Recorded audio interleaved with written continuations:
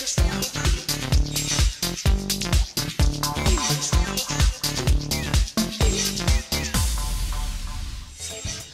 there everyone, it's me Angelique, and it's time for us to take a quick look at what we have for you on HBO Signature this January.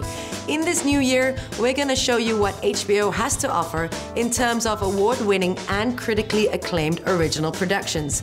We'll also be casting the light on one of Hollywood's iconic directors, Gus Van Sant.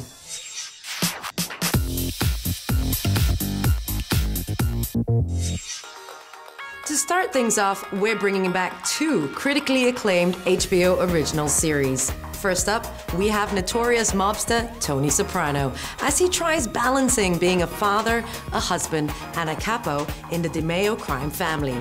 And after that, we're dropping you in with First Recon Bravo Company, where you'll be joining Sergeant Brad Colbert as he leads his team on an invasion through war-torn Iraq. The legacy lives on. The Sopranos. Underarmed, underfunded, under attack. Generation Kill. And if those aren't enough for you, here are a few more HBO originals, featuring folk musicians, determined news anchors, and much more to tide you over this month. Born to Folk. Flight of the Conchords. Nothing Stays Buried Forever. True Blood Season 5. The Life of a Showbiz Dwarf. Life's Too Short. More on this story as it develops. The Newsroom. And now we move on to a series which showcases a small man living in a large world. Warwick Davis stars as a caricature of himself and owner of a talent agency. A man who has been described as a backbiting little Napoleon. And Ricky Gervais and Stephen Merchant join in to add a touch of realism to the world of Life's Too Short.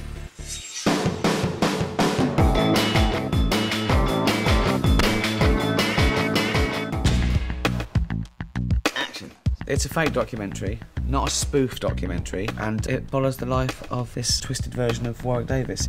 His life's out of control, basically. He's had a taste of success, but it's all going horribly wrong. He's got a chip on his shoulder. And it's not all about because he's short, he's just generally fairly angry at the world and kind of his lot. Warwick wants to be seen as a role model, a freedom fighter for the fortunes of small people. Martin Luther King once said, "I have a dream that one day a little black boy will walk hand in hand with a little white girl." Swap the word black for dwarf, and you've got my situation. We've done a cameo with Steve Carell and Johnny Depp. Liam Neeson decides that he's going to try and do some comedy. Excruciating. Okay, let's do some improvisational comedy. I can't now, Liam. It's a bad time, actually. Let's do some improvisational comedy now. Warwick thinks he's got this great part on a film with Helena Bonham Carter, and it doesn't turn out quite how he thinks. He worms his way into this charity event run by Sting to up his profile. Again, it ends in disaster. Sort of piling the humiliation on Warwick's character, and then when he's already sufficiently humiliated, adding a little bit more as well. You really got into the head of somebody who is small, my character, and picked up on, you know, prejudices that the world has towards people who are small. But she's all right. She does not want to go out with you. Oh, no. Why? Too short, Warwick. Way too short. So from original series, we now move on to HBO original movies with these award-winning creations. Each of these films will take you through time to show you the trials and tribulations of these amazing larger-than-life characters, from real life to fantasy. 3 guys, 1 pub, too much time on their hands, frequently asked questions about time travel. We were good in war, and when there was no war, we made our own. Hemingway and Gellhorn. Politics would never be the same. Game change. Main Street took the fall, Wall Street took the check. Too big to fail. Now with so many originals, I do hope you're up for more, as we're going to bring you the works of an iconic filmmaker. Sitting in the director's chair this month is Gus Van Sant, a man who's made a name for himself in the indie scene before establishing himself as an accredited director in Hollywood. It's time to get started with Friday Picture House.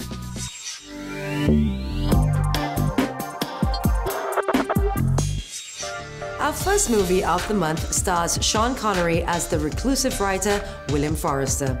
He befriends the young Jamal, a budding writer himself. Now, the young man insists that Forrester helps him with his work, and as the two get to know each other, it's only natural that they continue to transform each other for the better. Now, this unlikely friendship is tested when personal issues eventually come between them in Finding Forrester. Now, that question was a good one.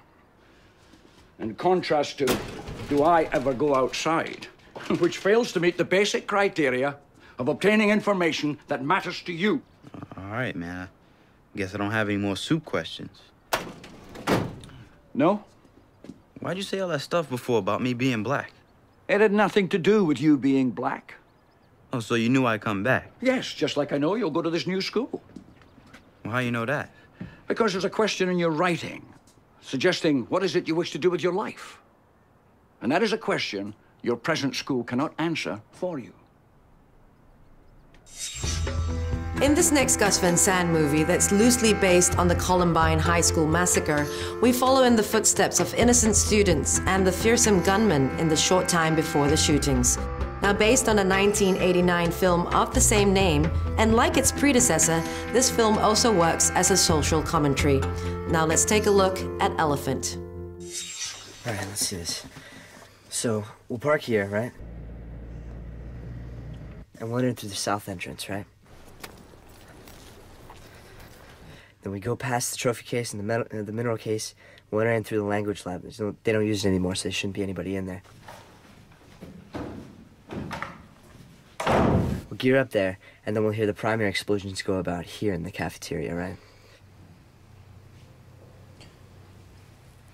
When that goes, we should be able to, pick off kids as we traverse the east wing, right? And then we have another explosion that should go off here in the gym, and here in the auditorium. Right. At about that time, there should be kids flushing all out in all directions, and we'll just be able to pick them off one by one. Keeping in vein with Elephant, this next Gus Van Sant movie tells a fictional account of the final days of an introspective artist inspired by Nirvana frontman Kurt Cobain. Let's take a look at Michael Pitt's captivating performance as Blake in his last days. Hey. Lost something.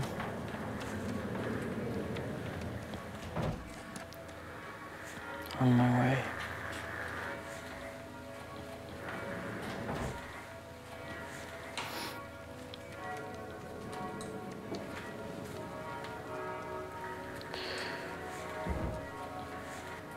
Lost something on my way to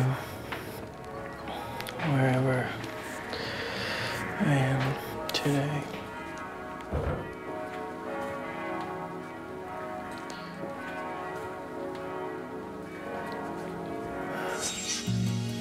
In our final Gus Van Sant movie of the month, we have Henry Hopper playing Enoch. Now, for unknown reasons, he attends the funerals of strangers and chances a meeting with the young Annabelle. The two start a friendship, and when he finds out that Annabelle only has 3 months left to live, his emotions get the better of him, leaving him irrevocably restless. You obviously don't want my help. I quit. Fine. Good. I don't need to die in anybody's arms. It'll be much sadder alone. Where are you going? I'm out of here.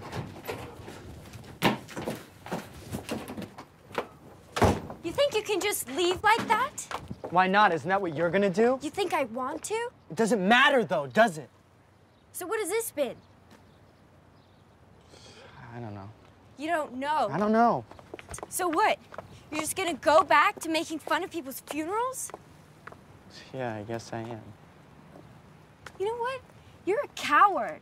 That's all you are. And with that, we've come to the end of this installment of Signature Showcase, where we bring you the best of what HBO has to offer. I hope you enjoyed this month's films. I'm Angelique, and I'll see you soon.